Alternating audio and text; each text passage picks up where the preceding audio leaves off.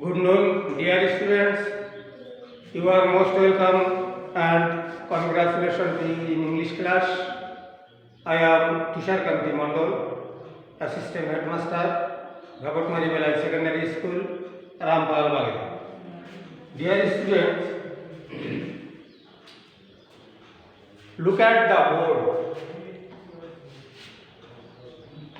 I am showing a picture. Everybody try to guess what do you see in the picture. Thousands of people gathering around a car. I think that homecoming of our national leader, the father of the nation, Bangabandhu Sheikh Mujibur Rahman. Thousands of people welcoming him. So, our today's lesson, the tale of homecoming.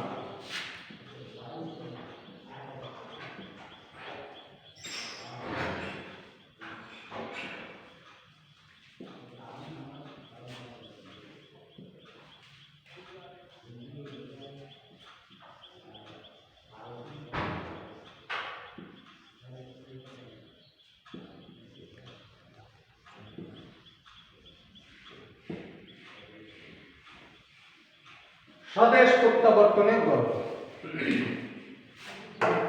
Dear students, look at the section B.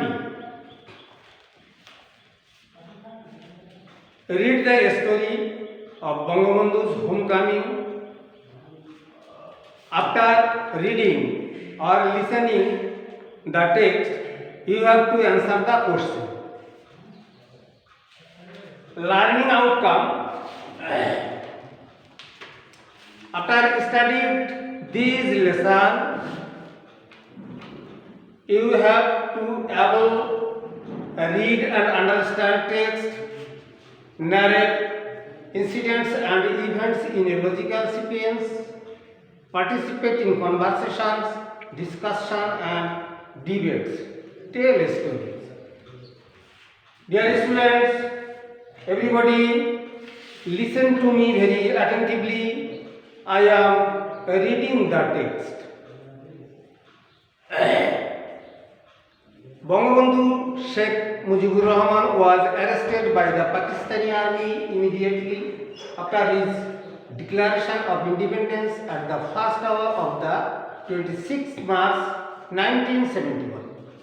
He was taken to Pakistan as a captive and imprisoned there in a small cell for capital punishment until 7 January 1972. Even a grave was dug in front of his cell, but Mujib was fearless.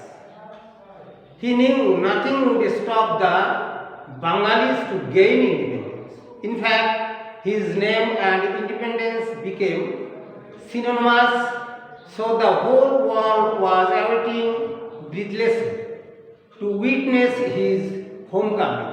And he had a grand homecoming indeed, narrated by eminent columnist and writer Syed Badrul Ahsan, and abridged version of that narration is presented below.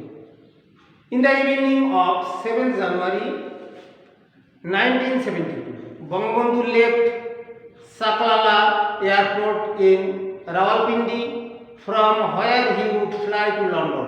9 months earlier, he was brought to Pakistan as a prisoner with little hope to return. And now he was free to go home.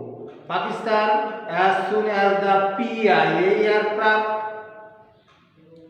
took off, was finally behind him. Early in the morning on 8 January 1972, Bangabandhu arrived at Heathrow Airport. News of Bangabandhu's arrival in London spread quickly. Journalists, the general public, British officials and politicians and Bengali residents in the city made their way to Hotel Claridge's. News bulletins on the BBC and other media organizations made note of Bangabandhu's arrival in their headlines. By early afternoon, the father of the nation had met the British Prime Minister Edward Heath and the leader of the opposition Harold Wilson.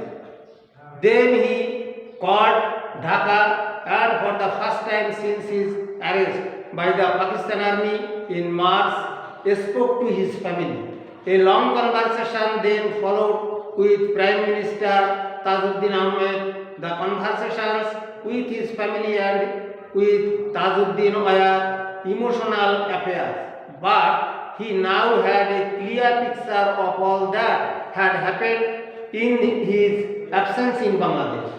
It gave him immense pleasure knowing that he had truly liberated his people. Bangabandhu's opening words at a crowded news conference that evening at Claridge's was a task poetic. He expressed the unbounded joy of freedom achieved by his people in an epic liberation struggle. Bangladesh, he told the crowd, was a reality and would fulfill its obligations as part of the international community.